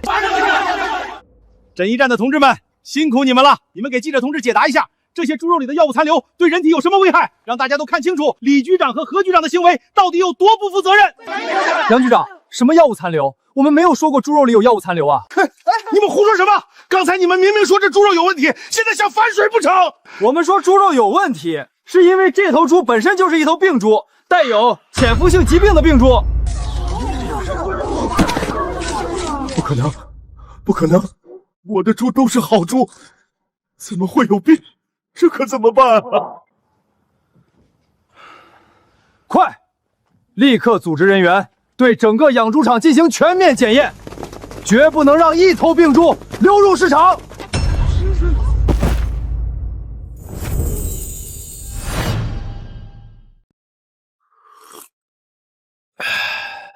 大林子，你真是我的福星啊！你不光有本事，这一次还帮我们逢凶化吉。要是这事儿没闹大，没让外地检疫人员介入，这批病猪流入肉联厂，想都不敢想。大林子，你长大了，也是你运气好，恰巧赶上3位局长下乡，还有那么多记者在。行了，别想那些烦心事儿了，你姑父工作上的事儿明天再处理，咱们赶紧吃饭。刘副厂长，检验结果出来，果然有10几头病猪，已经全部被当场剔除隔离了。大林子，太好了，事情全都解决了。保公局已经取消了这次的保公任务，我不用担责任了。更重要的是，这次咱们误打误撞，帮卫生局和防疫局立了大功。现在各界都在清查养猪场，严防病猪流入市场。大林子，啥也不说了。你帮了我这么大的忙，姑父记在心里。明天我就带你去找大白猪的种猪，我已经打听好了，隔壁省有个养殖区，专门引进了大白猪种猪。上辈子的经验，没想到真的派上了大用场，不仅救了姑父，还能顺利找到种猪，离自己养猪的目标又近了一步。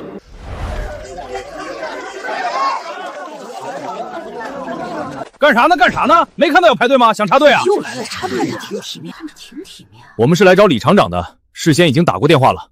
哼，谁不是来找李厂长的？你们不也是来买猪娃子的？买猪就排队，大家都有先来后到，别搞特殊。看着你们也人模狗样的，怎么这么不懂规矩？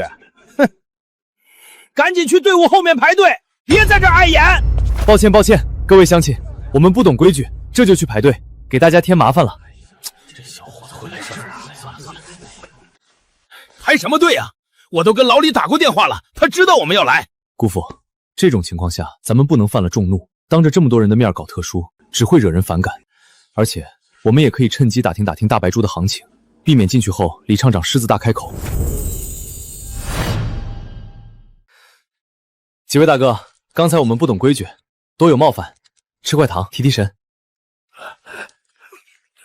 小伙子，会来事儿啊！你也是来引进大白猪种猪的吧？是啊，大娘，听你们说，解放养猪场的大白猪种猪最好。那可不，解放养猪场买来的大白猪种，得病少，长膘快，出栏也早，比普通猪强多了。就是太贵了，对比周边其他养猪场的猪种，一头至少贵10块钱。都是大白猪种猪，为啥他们家的这么贵啊？那还能为啥？他们养猪场的公猪都提前腌好了的，公猪腌了之后长膘快，出栏率也高。周边其他种猪场也卖大白猪，可他们山猪的手艺不行。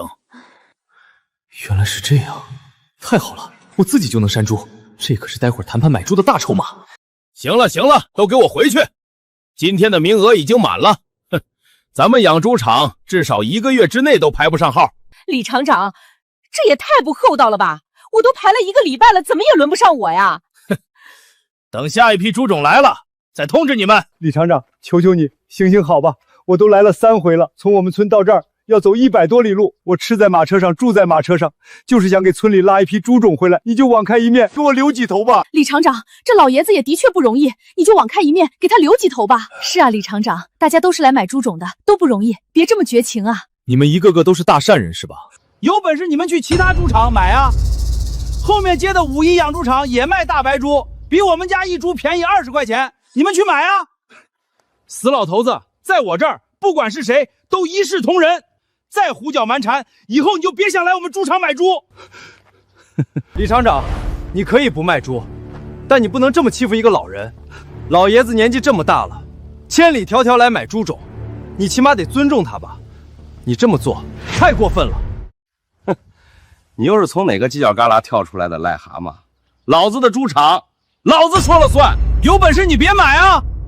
你们都看清楚了，就这小子，从今天起，我们解放养猪场，一头猪崽也不会卖给你。李厂长，说话客气一点，口下积德。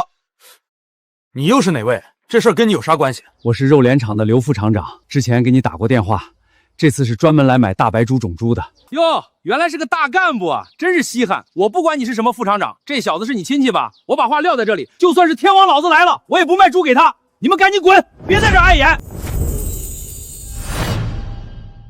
这位同志，你也太不讲道理了。我们是来买猪的，就算不卖，也该好好说话。你这是什么态度？我就这态度，你能把我怎么样？你以为你是多大的官？我还就告诉你，我的猪不卖给你们这些人。滚滚滚！都给我滚出去！走，没听到我们厂长说话吗？这不是你们该待的地方，赶紧滚！还不快走，找揍是不是？这人怎么这样啊？姑父，算了，又不是只有他一家卖大白猪，刚才他有提到过51养猪场，咱不如去那儿看看。行，听你的，如今只能去别的地方看看了。老子就不信邪了，凭啥李大头射的猪成活率那么高，老子射的猪成活率才30%？到底哪儿出问题了？难道天要亡我吗？你就别折腾了，行不行？咱实在不行，就听李大头的，把这猪场卖给他，不就完了吗？你闭嘴！就李大头开的价钱，跟白送没啥差别。他就是想白占咱的猪场，我就算赔得倾家荡产，也绝不会白送给他。都是一个鼻子两个眼睛，凭啥李大头就能把猪拴好，我拴的猪就总是死？我就不信了，这到底是咋回事？你这样不行，不如听听我的建议。你们是谁？怎么跑到我们后院来了？你山猪的手法不对，下刀的位置也差了一点，而且山猪讲究的是稳、准、很快。你的功夫不到家，所以猪的感染率极高，成活率自然上不去。小伙子，你到底是干啥的？嘴上说的好听，这种话我听多了。稳准很快，不是人人都能做到的。我有一套祖传的山猪法子，你要是想学，我可以教给你。我的妈呀，大林子，你这是干啥？这不是明摆着胡说八道吗？你啥时候有祖传山猪法子了？小子，你说胡话也得找个靠谱的理由。就你这年纪还会阉猪，你说旁边这个人会阉猪，我还信。你靠边去吧。同志，给我找个围裙，再给我一把刀，信不信咱们手上见真章？行，我就给你一次机会。翠花，给他找围裙，把我的刀给他。我先给你丑话说在前面，你要是扇不好这头猪崽，这猪崽的钱就得算你的。要是死了，你也得给我背走。一言为定。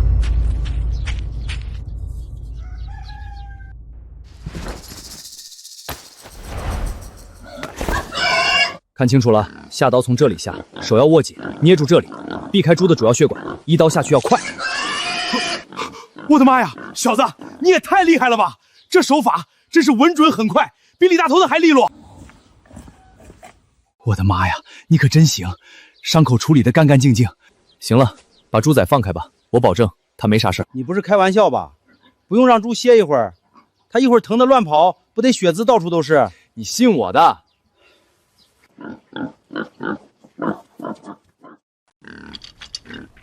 哎呀，真没事了！你好，你好，幸会幸会，我是武一养猪场的安大山，是这儿的厂长。你好，我叫江林，这次来是想买大白猪的种猪。江林同志，你自己都会这么厉害的山猪手艺，干嘛还来我这儿买猪种？买点普通猪崽回去自己扇，不是更便宜吗？安厂长，我家想开养猪场，但我还是个学生。山猪这事儿不可能亲力亲为，而且以后我家养猪场的规模会越来越大，总不能次次都自己动手。江林同志，你的意思是？我的意思是，咱们合作。那个解放养猪场的李厂长仗势欺人，太不地道，我想给他一个下马威，顺带也解决我以后买猪种的问题。你要把这山猪技术卖给我？不是卖给你，这手艺我交给你。小子，你没跟我开玩笑吧？咱俩非亲非故，你就为了对付李大头，愿意把这么好的手艺交给我？我何德何能啊？我就图个高兴，也图周边那些不容易的养猪人能有个好去处，不用再被李厂长那家伙故意刁难。小子，你真不愧是性情中人，我就喜欢这样的。翠花，快去炒2个菜，拿瓶酒，我和江兄弟高低得喝一杯，好好唠唠。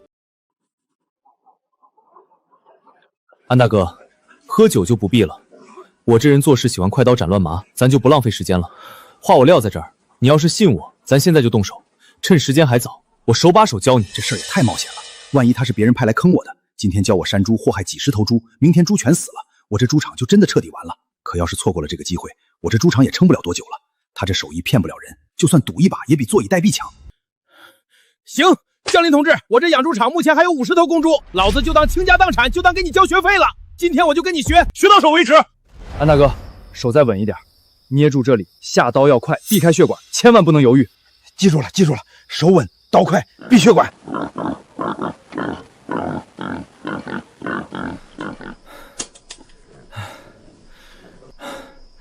猪圈里的50头猪终于都扇完了。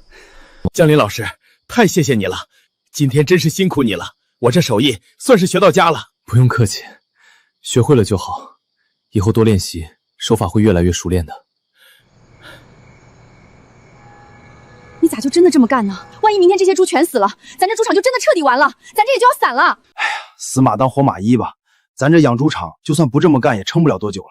再说，我看江林这手艺不像是开玩笑的，而且今天下午有10几头猪都是我亲手扇的，我是真的学到东西了。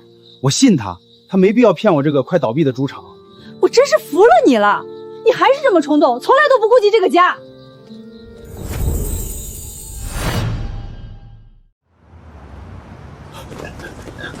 活着，活着！大林子，你快醒醒，快去瞧瞧，猪圈里的猪崽全都活着。那肯定活着，我这手艺百发百中，跟你说过，只要不出差错，保证100%的成活率。你看，你看，全都活蹦乱跳的，一个都在做猪槽跟前。昨天晚上喂的猪食全都吃完了。江林同志，之前是我不对，不该怀疑你，真是太谢谢你了，你真是我们家的贵人。不用客气，举手之劳而已。只要安大哥能把手艺学会，把猪场办好，就比啥都强。安大哥，我们也该走了，我和我姑父先回去。我给你确定一下，我准备订200头大白猪种猪，后续1个月之内，我希望能从你这里拿到猪种。行，兄弟，啥也甭说，咱俩以后就是亲兄弟。你嘱咐的事儿，我保证给你办到200头，1头都不会少。你提前半个月给我打电话，这是我们村委的电话，打过去找我安大善就行。走吧。你这是走了啥狗屎运啊？还白送咱手艺，真是做梦都不敢想。这咋叫狗屎运？这是老子的贵人，以后你记住，江林就是我亲兄弟，对他客气点，别再疑神疑鬼的，人家可没图咱1分钱。对对对，这回是我看走眼了，还真没想到能遇到这么实在的人。你俩不是去买种猪了吗？怎么空手回来了？没买到啊？不光买了猪仔，还白送了人家一套独门山猪手艺。大林子，你这都哪儿学的呀？太牛了！都是以前书上学的。现在猪崽有了，你说的建猪场的事儿，我全权负责。到时候我找几个有经验的泥瓦匠，亲自过去帮忙。我这胳膊虽然帮不上重活，但我给你监工，保证按照你的要求把猪场建好。姐夫，还是那句话，有些事情你得自己立起来。就算是亲人，也得有底线。你不为别人考虑，也得为我姐姐和妞妞考虑。你放心吧，经过这事儿，我要是再不长心，就太不是东西了。我已经够对不起你姐和妞妞了，我知道该怎么做。猪场的建设有姐夫帮忙，我也放心。一步步来，都在往好的方向发展，和前世不同了。大林子，你瞅瞅，这猪圈都是按你的图纸盖的，我保证一点问题都没有。养猪我不行，盖房子这手艺，咱村里没人能比得过我。姐夫，你这盖房子的手艺是真厉害。对了，姐夫，你这么好的手艺，为啥不去县里、市里找活干？在村里走街串巷盖房子，能有啥大出息？姐夫和姐姐留在村里，迟早还得被张家人惦记。他们夫妻俩性子软，没主意，很容易再被拿捏。只有让他们离开这里，才能彻底摆脱张家人，过上好日子。大林子，我可不像你，能说会道，有眼力劲儿。我就是个榆木脑袋，去了城里，还不是等着被人骗？再说了，咱这农村的手艺，城里人家也看不上啊。姐夫，即使不去城里，那去县里总行吧？我就在县里上学，你先带着人去县里，我帮你盯着。我总不能让我姐夫白白被人坑，对吧？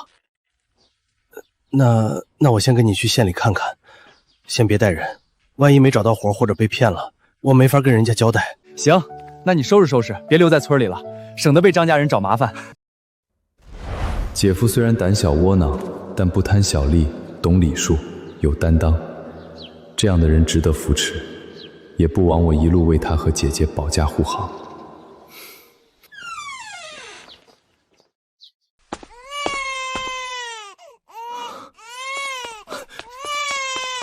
娘，你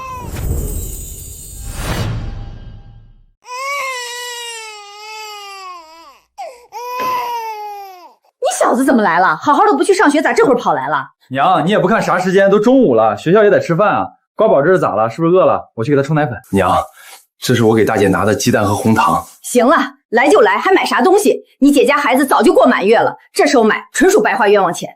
姐夫，来帮我看看这水温行不行？姐夫，赶紧去把那盆尿布洗了。来了勤快点，有眼力劲儿，丈母娘才会对你另眼相看。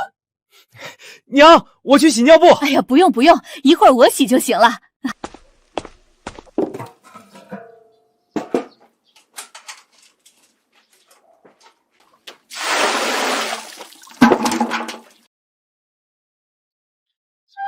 哎呀，有才，你咋在晾尿布啊？这哪是你干的活？快住手，我来。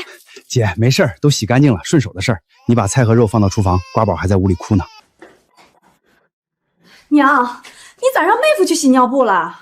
哪是我让他去的，是他自己抢着去的。行了，咱都是一家人，你过来抱瓜宝，我去做饭。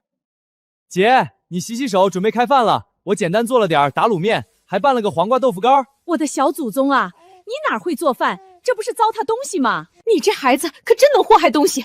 看看这油，都快把卖油的打死了。娘，您就去外面等着，今天吃我做的饭。我长这么大，一直都是您做饭给我吃，好不容易有机会，我也孝敬您一回。上辈子我一门心思讨好唐月，为她和她的孩子做各种好吃的，却从来没给爹娘做过一顿饭，这是我最大的遗憾。这辈子我绝不会再做白眼狼，一定要好好孝敬爹娘。好，好，娘不碍你事儿，娘去外面等，行了吧？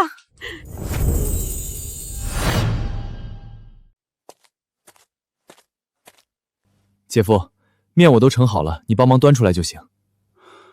我总觉得大男人不该进厨房，从来没给秀丽做过一顿饭。可大林子一个娇生惯养的人，都能给娘和大姐做饭，我真是太不如他了。回去以后，我也得学着做饭，帮秀丽分担。姐，尝尝我的手艺就知道了，赶紧吃，面凉了就不好吃了。好吃，比我做的都好吃。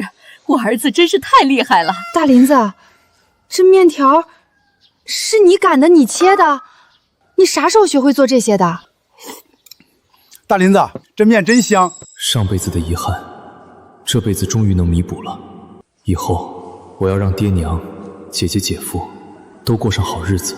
上一世的舔狗路，我再也不走了。江林，你可算回来了！你这几天去城里干啥了？可把我好奇坏了。能干啥？办点私事。你可不知道，你不在这几天，唐月的日子可不好过。他妈都去你家堵了你2回，结果被娘一顿臭骂，灰溜溜的跑了。不相关的人，提他干嘛？扫兴！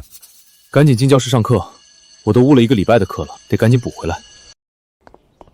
这辈子必须拼命努力，高低得考个大学，不能再像上辈子那样窝囊一辈子。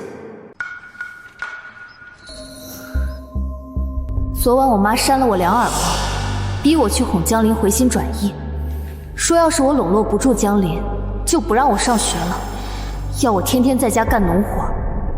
我绝对不要过那样的日子。行吧，既然你这么努力，哥们儿就陪你一起，咱也争取考个大学，别让人看不起。不能再等了，放学我就去找他，一定要让他回心转意。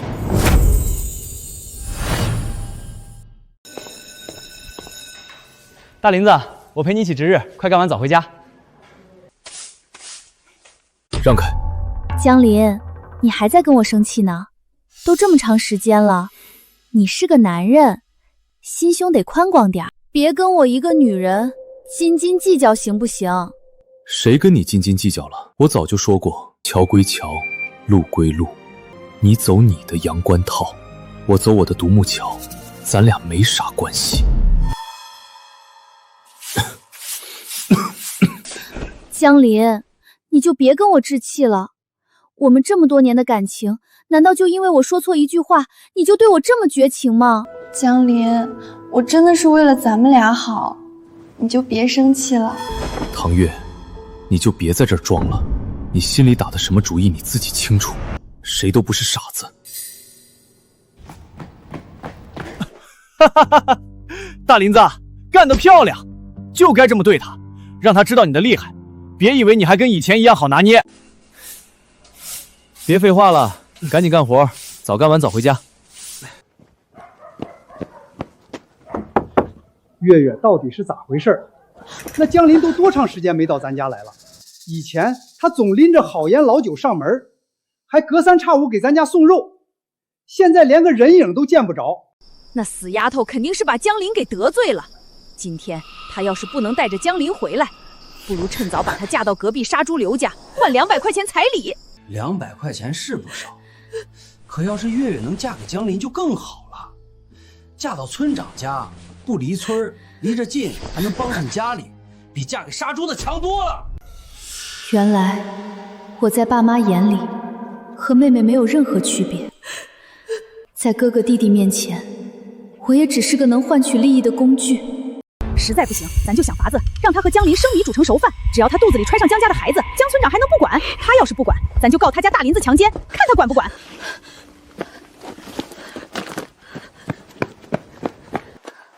我得去找顾行之，问问他的想法，他一定有办法的。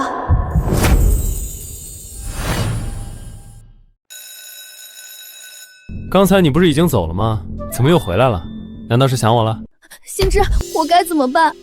我妈要把我嫁到隔壁村的杀猪刘家去，我先试探一下她，如果他愿意带我走，我就跟他走；如果他没办法，我再按妈说的去找江林。怎么回事？你妈好端端的，为什么要把你嫁出去？还不是因为江林，他现在根本不理我，我妈没办法从他身上捞好处，就想拿我换彩礼。行之，我到底该怎么办啊？月月，都是我没本事，我真的想和你在一起，我也想带你离开。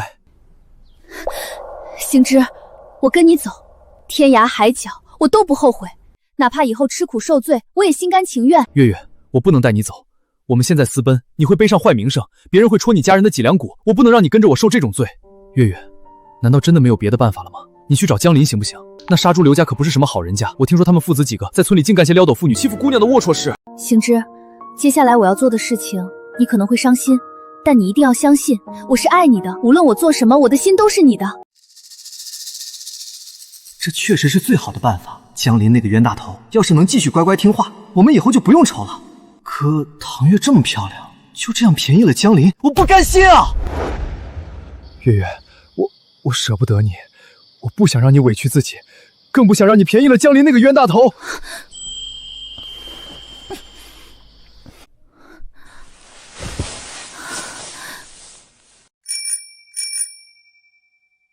不行了，不行了，我尿急，先让我上个厕所，你们等我一下。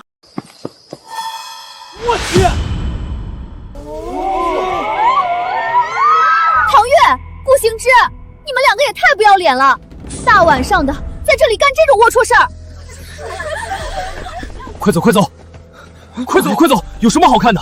不怕看了长急眼吗？传出去对大家都不好。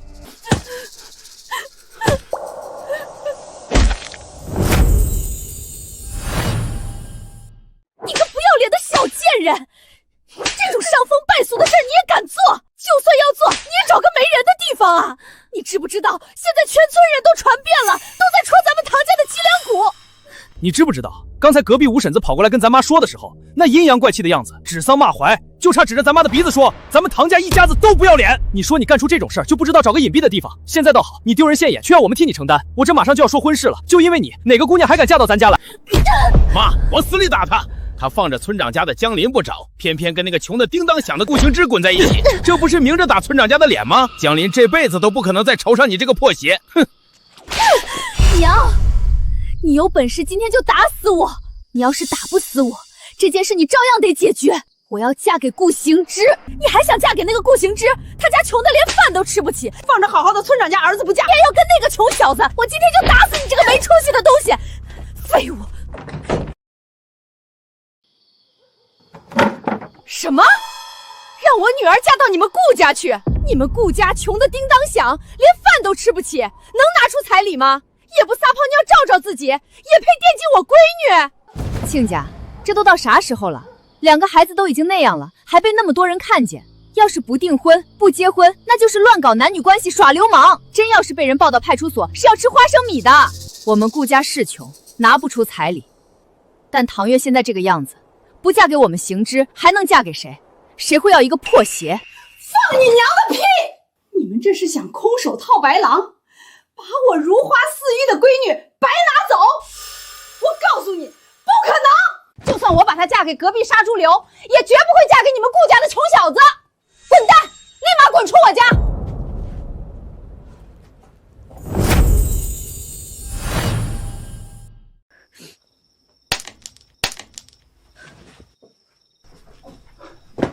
月月，跟我走！你要是不跟我走，你娘肯定会把你卖给杀猪刘，到时候你一辈子就毁了。不行，这样太冒险了。行之，你先回去，我明天跟我娘绝食，她肯定会同意我们的婚事的。来不及了，我娘今天去提亲，你娘不同意。要是过了今晚，这件事压不下去，明天我们俩都得被学校开除。你不想上学了吗？你不是说就算吃糠咽菜也愿意跟我在一起吗？好你个王八蛋！大半夜翻墙进来，鼓动我女儿跟你跑，你安的什么心？你还是不是人？老大，去把你妹妹的疮子钉死！她想跟那个野男人跑，没门儿！这件事儿由不得她做主。大哥，你别这样，我不跑，我真的不跑。咱娘让我定的，有话你跟咱娘说。娘把你养这么大，你却想跟野男人跑，毁了全家的希望，你就是个白眼狼。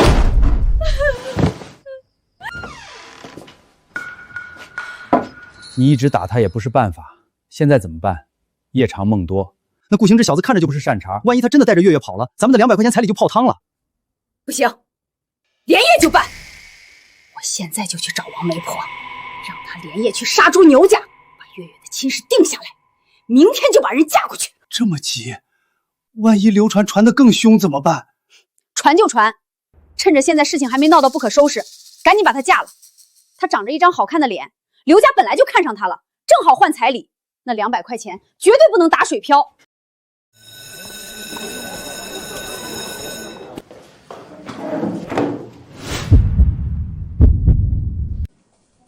大林子，看来唐月是彻底完了。安心读书吧，别管他们了。妈，怎么了？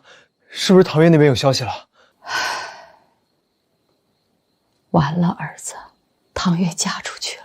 今天上午，杀猪刘家敲锣打鼓的把人接走了。什么时候的事儿？她怎么能嫁给杀猪刘？她明明是我的女人。就是今天的事儿。刘家给了唐母300块钱彩礼，还有1台缝纫机和1个收音机。唐母当场就答应了，还拿出了结婚证给村里人看，堵上了所有人的嘴。完了，全完了。唐月嫁走了，我的计划彻底泡汤了。谁还会供我上学？我这辈子难道就要困在村里当农民了吗？大林子，你考了全县第1，北大，你被北大录取了，你他妈太牛了！好儿子，爹没白疼你，咱们老姜家终于出状元了。我就知道我儿子有出息。那些说咱家孩子没前途的，看看现在。上一世，我为了唐月荒废学业，落榜后一蹶不振。这一世，我考上了梦寐以求的大学。但比金榜题名更让我欣慰的是，我的家人不再受苦，我的村庄不再贫穷，这才是真正的重生。